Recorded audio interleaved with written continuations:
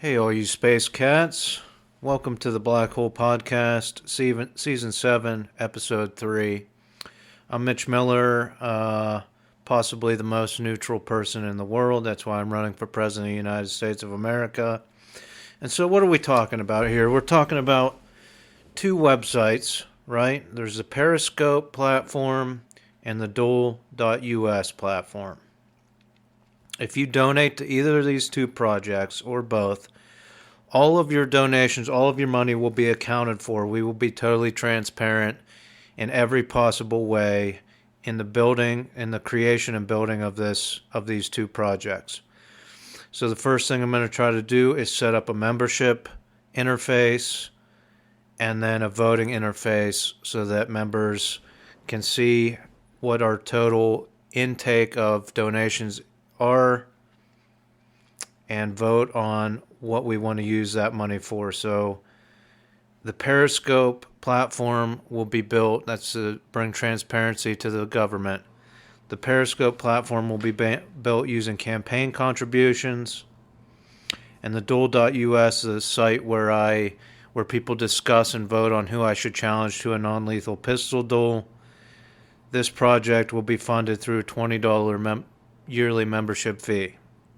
All that money will be accounted for so we can vote on should we hire a computer science person at $100 an hour to help build this out, or 2 or 3 people, get estimates from these computer science people so that we can see how much we're raising and meet those needs to build the platform out to a nationwide scale, right?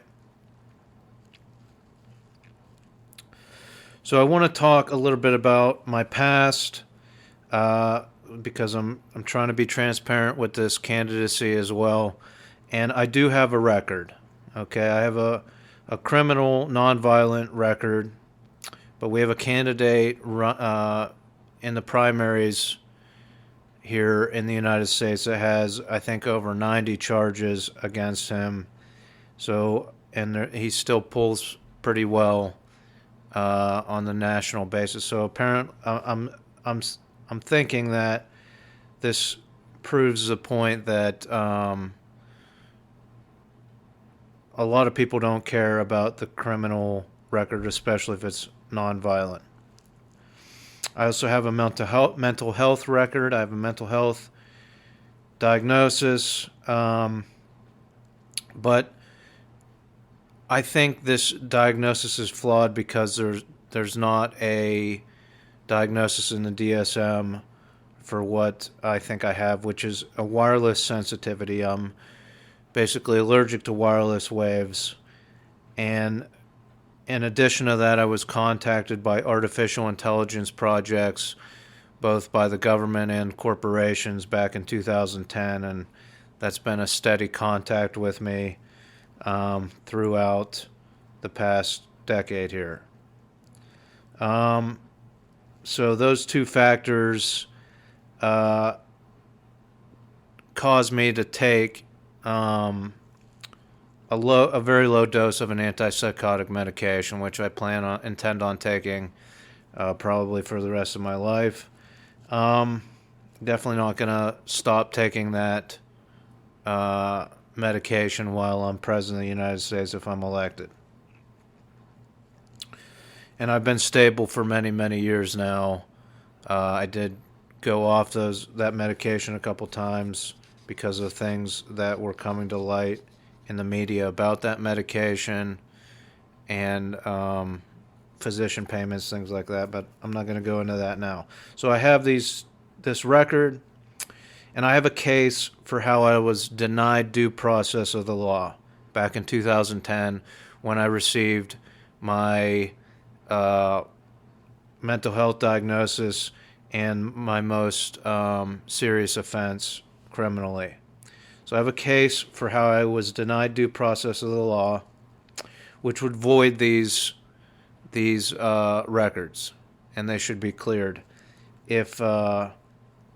And I'd like to take this to at least the Pennsylvania Supreme Court, this case, for how I was denied due process of the law. It has to do with the incorporation of technology into our legal system and the effects of that, and a way to reverse it, because I think it's a dangerous path, which I outlined in a novel that I wrote in the past after I got out of solitary confinement and out of the Allegheny County Jail. I actually called the President of the United States. I called the White House about discussing this denial of due process. I called the Supreme Court of the United States. I called the FBI headquarters. And I even called the German Chancellery, all from a landline telephone. Apparently, my number for the German Chancellery is incorrect now. It worked several years ago, but did not work. The other calls did go through to those government establishments, but I still haven't received a call to discuss this case of how I was denied due process of the law. All right, moving on. So, you know what they'll say, this Periscope platform, allowing everybody to vote. They'll say direct democracy won't work, doesn't work. It won't work at the federal level. You can't do it. We're not going to fund your Periscope platform because people need elected corrupt officials, right, to guide them. So they'll say it doesn't work. So that's what got me thinking about, because it's a democracy here in the United States.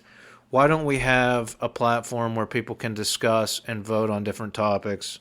I think it's a phenomenon that proves how powerful the media is and how corrupt these elected officials are. But so I got thinking, well, how could we incorporate direct democracy into the populace in small doses to show that it does work, that we can be masters of our own destiny, that we can vote on how our lives are affected by policy. And the thing I came up with was elder care homes, right? A lot of people going into these elder care homes. There's going to be even more in the future. So what if we brought transparency? Because I want transparency in the government, but I also want transparency in the business sector, transparent businesses wherever possible when it doesn't conflict with national security. I think all businesses should be transparent unless it's a national security issue. So these elder care homes, we shouldn't be making large profits off of the elderly and the old and the infirm in this country. So what if we made it transparent, right? And had a direct democracy component to it. So that's why I was trying to form a group of computer science people so that we could build out these small little voting platforms for each elder care home. There'd be an interface where they can post every expenditure they have, how much is paid in by the government, by the insurance companies, by the children of these people, and it's all tracked. And aspects of those expenditures are voted on. The residents can vote on, different things.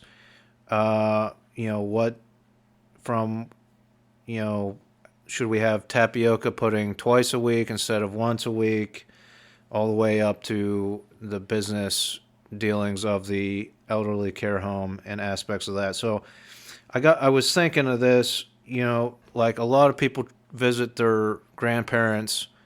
This will give you an aspect that, the children, the grandchildren can pull up on their phone, show the elderly person videos of other elderly people. They could make videos. Hey, I think we should have tapioca 3 times a week. And then there'd be an interface where they can vote, right? So the grandchildren and the children can sign into that and allow that elderly person one vote per subject, per topic. So it gives you, instead of searching for things to talk about with a generational gap that much, there's something that you can do that's productive, that helps the elderly person in these homes. And then we can expand this transparency to in-home care, right?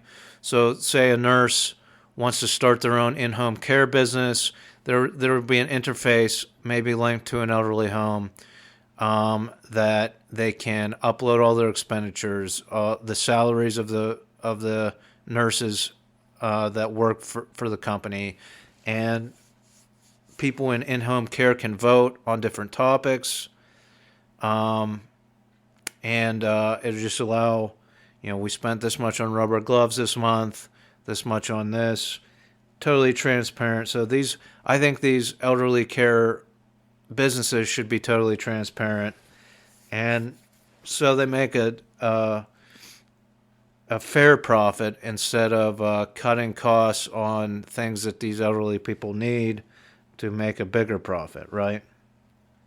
So that's an aspect that I would work on as president, bringing direct democracy to the elderly people in the United States.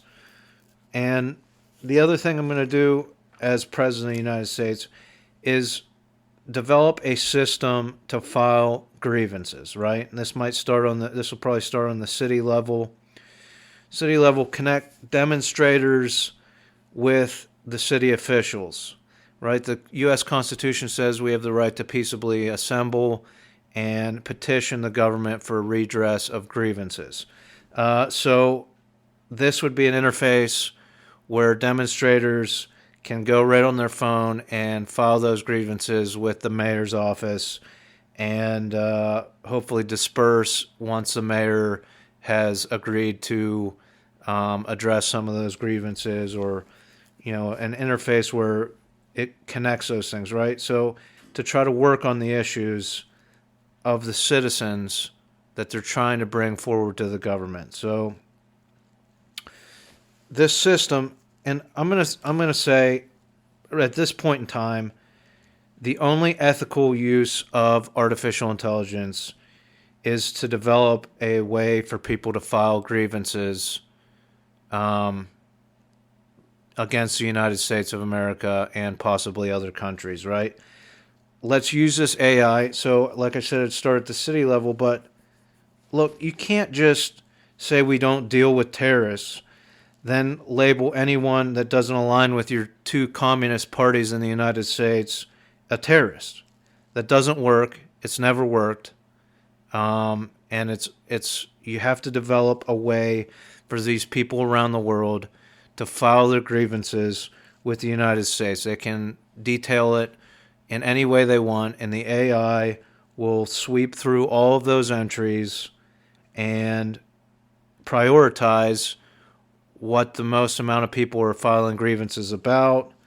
If there's any ideas of how to resolve these issues, that can be brought to the forefront by AI. So, again, it might start at the city level, but I'm talking about a worldwide grievance collecting interface platform powered by AI that scans millions of people's entries to figure out what grievances people have with the United States. So if 1 million people complain of a U.S. company ruining their ecosystem, the AI will gather that, prioritize it to my desk at the White House, the president's desk, right? If 100,000 people complain about U.S. corporation using unfair labor practices, the AI will gather that, prioritize that, and bring it to the attention of people in the United States government, including myself, the President of the United States. Look, if you don't build a system like this, right? If you don't build a system like this, you are setting yourself up for disaster. We have robots building robots in the United States, right? And this is exactly what all the filmmakers warned us about. You can't just build killer robots without giving technology a way to resolve the issues. If you don't do that, if you don't give technology a way to resolve the issues, you just build these killer robots, you're insane. Society is insane. And I think that's, a lot of people get diagnosed mentally ill that are some of the most logical people on the planet, because everybody is affected by these media structures that say they have to do things in an insane way, and the logical people are standing up saying it doesn't have to be this way, and they get diagnosed mentally ill because they don't fit into society the way the powers that be want them to fit into society. So we have, at the city level, we have four-legged robot dogs that batter down doors, right? We'll have a little flying drone fly in and shoot somebody with a tranquilizer dart every time we want to serve a warrant. Again, that's why I'm starting at the city level. Connect the people with the grievances to the officials. Gather all the grievances and prioritize them using AI. And then at the federal level, we have robotic flying death machines. These drones that we've used for years and years to kill people around the world.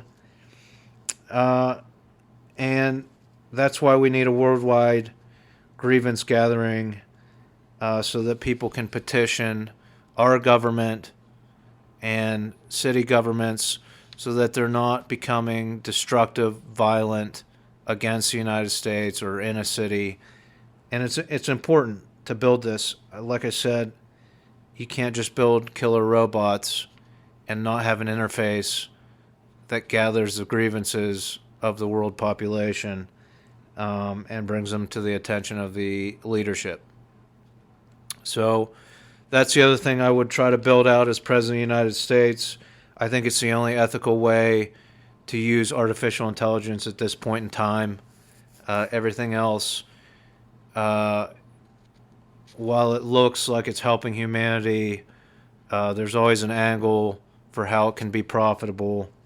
And so that's why I'm saying this use of AI is the only ethical way at this point in time in the year 2024. All right.